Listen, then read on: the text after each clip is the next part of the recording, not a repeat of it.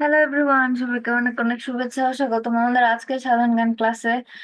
আজকে আমরা পড়ছি বাংলাদেশের ভৌগোলিক উপনাম, বর্তমান ও পুরাতন নাম সম্পর্কে।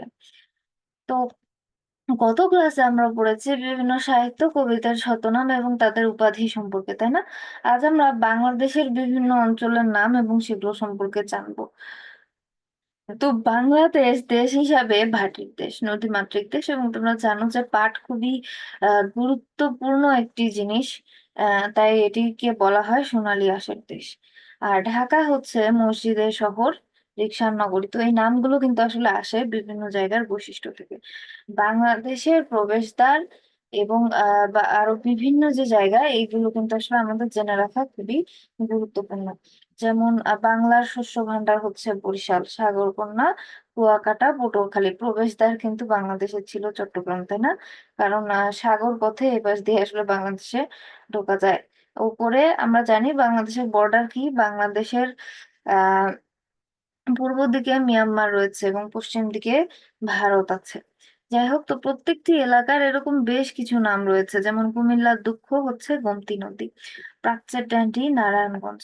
এরকম বেশ কিছু জিনিস রয়েছে যেগুলো আসলে আমাদের জানা খুবই গুরুত্বপূর্ণ।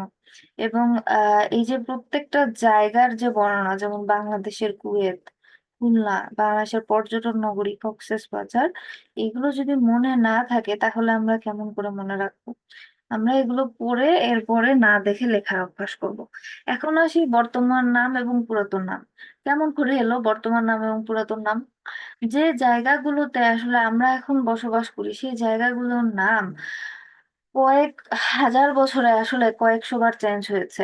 এটা যদি তোমরা তোমাদের বা ইতিহাস যে বইটি আছে তোমাদের বোর্ড বই, সেখানে কিন্তু আমরা পড়েছি যে সমগ্র বঙ্গ আসলে ভাগ করা ছিল সমতট, হরিকেল, হ্যাঁ, এরকম বিভিন্ন অঞ্চলে পুন্ড, রাঢ়, এইগুলোতে ভাগ ছিল।